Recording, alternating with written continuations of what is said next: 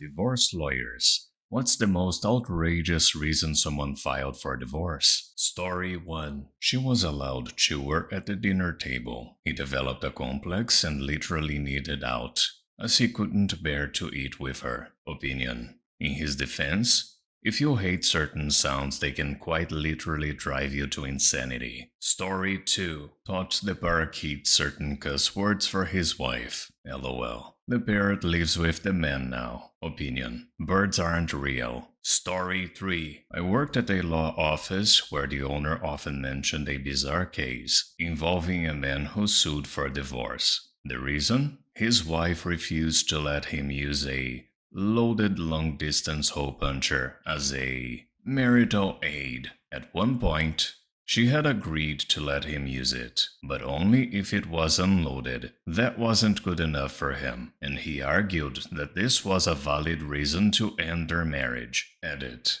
For clarification, I meant marital aid in the sense of an adult toy. He wanted to use a loaded long-distance hole puncher in a similar way. She was fine with it as long as it was empty, but he insisted that this was a deal breaker. Also, just to avoid any confusion, I wasn't trying to be pretentious by using marital aid. I just didn't want to get too graphic, but it seems like that's not possible in this case. Opinion. I try not to judge other people's tastes, but that is just wrong. Story 4. My client was the outrageous one, so my heart went out to his poor wife. He had OCD, which manifested primarily financially, so he made their lives a penny-pinching hell. Examples. He was obsessed with avoiding unnecessary driving, wear and tear on the car, gas expenses, etc. So he cut the whole family's hair at home and never let them eat at a restaurant or go to the movies. Weirdest of all,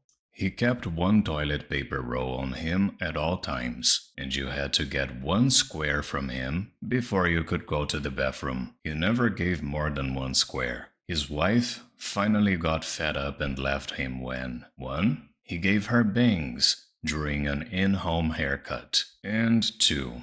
Their daughter was so traumatized by the toilet paper thing they couldn't potty train her. Also, he hated paying his divorce lawyer bill. He was also an old-fashioned mega-Catholic who considered divorce a sin. He viewed my whole job as an unnecessary and sinful expense. Opinion. 1 square of toilet paper. 1 single square? Does he eat rabbit pellets by any chance? Story 5. My dad was a divorce lawyer. He had a client who wanted to divorce her husband for 2 reasons. He did not have enough hair on his chest. He did not drive fast enough. Keep in mind, this was in the 70s, when chest hair was a bit more important. Opinion. And she didn't know he didn't have chest hair and drove fast before they were married? Let me guess. She thought she could change him. Story 6. That wasn't the reason for the divorce, but it did come up during the process. Neither party was following the court orders, so when they had to go back to court, they were fighting over a long-distance hole puncher and the man's grandmother's bowls. For weeks, I assumed these bowls must have been some kind of heirloom or fancy china, but when they finally brought them in to swap, I was shocked to see they were just regular Tupperware. Opinion. I would imagine it could be argued that grandmother's bowls are an inheritance and not subject to division. Story 7. A colleague handled a case where money was not an issue but the kids were. Neither parent wanted them. Opinion. Many people think they want things until they actually get them, and the workload ends up weighing the fun. It's not just kids, pets, boats, big houses, dream jobs, tattoos, relationships. The tough part is that with most of those you can legally, if not morally, walk away and never have to care for them again. Story 8. She was kidnapped in Mexico, and he refused to pay the ransom. Eventually, her family managed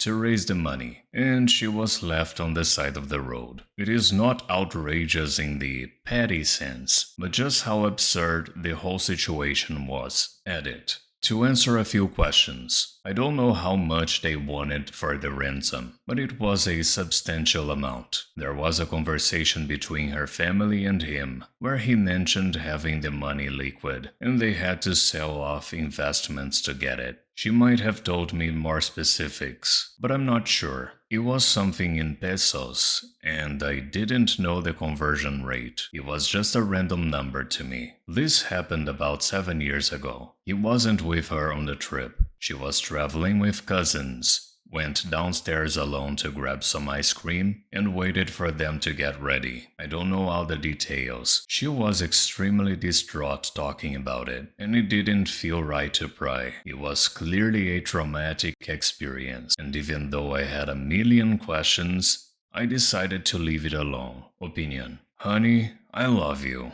but we agreed to save up money so we can purchase a house. Your ransom would really set us back. Story 9. Paralegal here. Still remember an early case I worked on. A man divorced his wife for her bingo addiction. 10 to 12 times per week she went to the bingo. She was 82. He was 86, but the all-time greatest. Two 20-somethings, they were irreconcilable because he kept smoking her green stuff stash when she wasn't home. Opinion: to be fair, him smoking all her green stuff multiple times, presumably after some kind of "hey man, don't smoke all my green stuff" conversation, is a pretty valid reason to not trust someone. Story 10. The dog he bought me peed on the carpet. Opinion: this one seems bad at first, but I can understand how it could happen. The wife doesn't want a dog, but the husband goes ahead and gets one anyway. Then the wife is left cleaning up after a dog she didn't want, all while her husband ignores her concerns. Story 11. I was a legal assistant when this case came in, but this lady divorced her husband of 2 months because he got her an iPad case for her birthday instead of the expensive jewelry she wanted. Opinion: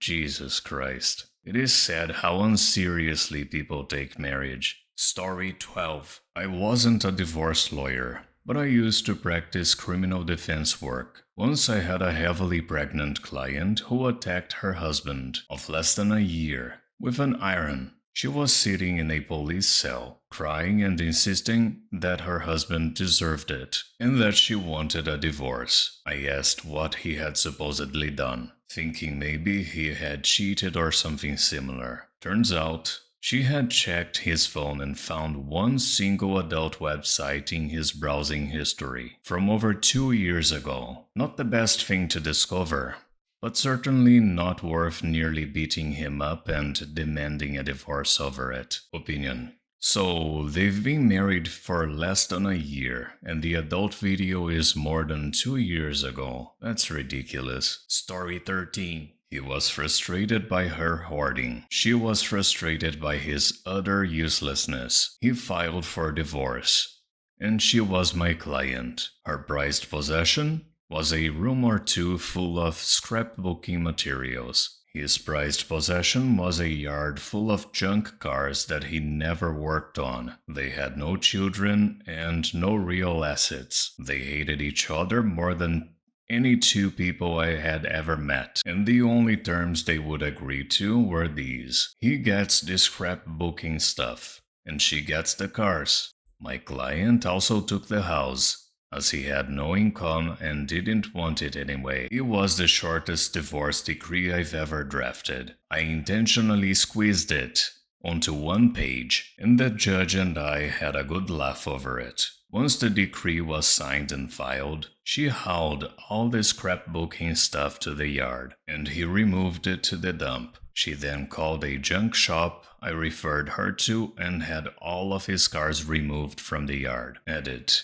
these two also fought over a toilet brush, as he didn't want to have to buy one when he moved out. I politely instructed my client to give him the effing toilet brush. Opinion: this is so petty and so stupid. Story 14. He got drunk at the wedding. She did not like it and decided to divorce him right after the honeymoon, which she went without him. Moreover, this was all an elaborate scheme of divorce robbery because the guy was loaded, and so was his entire family. They were loaded because they were a family of excellent lawyers, and he was a third-generation lawyer, with all the smarts and experience of his predecessors combined. Let's just say it did not work well for her. Opinion. Remember, kids, pick your opponents wisely. Story 15. My client placed his wife in an assisted living facility based on a misdiagnosis, and the medication she was given left her unable to care for herself. While she was in the facility, my client, shockingly, started dating another woman, and I suspect began using illegal substances. He spent a lot of money on both of these things. Eventually, she got off the medication and started to improve. Needless to say, she was not happy about what had happened.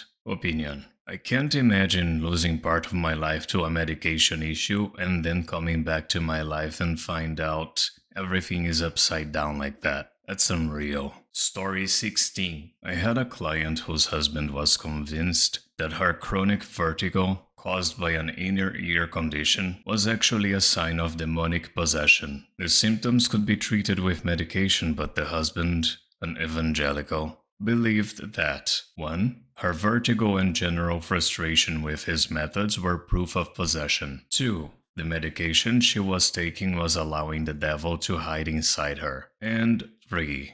The only solution was an exorcism. He would hide her meds, wait for her to get dizzy, and then try different exorcism methods. These included sweating it out. He would put her under blankets and lock her in a room full of space heaters to make her sweat. Freezing it out. The opposite, where he would blast her with AC, fans, and bags of ice. Surprising it out. He would try to scare her, like she had the hiccups, but instead of yelling boo, he would recite the Lord's Prayer or Psalms. The final straw was when he tried to surprise it out by pushing her down the stairs when they were heading out for dinner. Note: this guy was some kind of executive, and they still went out to dinner after the stairs incident. She asked for a divorce at an Applebee's that night. I've often tried to picture that conversation. She insisted he was a total sweetheart and never acted out of malice or anger. Opinion. I don't even know what to say about this. Story 17. Not me, but a friend of my mom has divorced her husband because his mother still coddled him at age 40. With his consent, they lived with his mother. Common in Asia. By coddle, I mean that she would walk straight into their room after his shower and powder his back for him. They couldn't lock their bedroom door because his mother would come in when she wanted. If they locked the door, she would knock repeatedly asking what they were doing. LOL. What would they be possibly doing?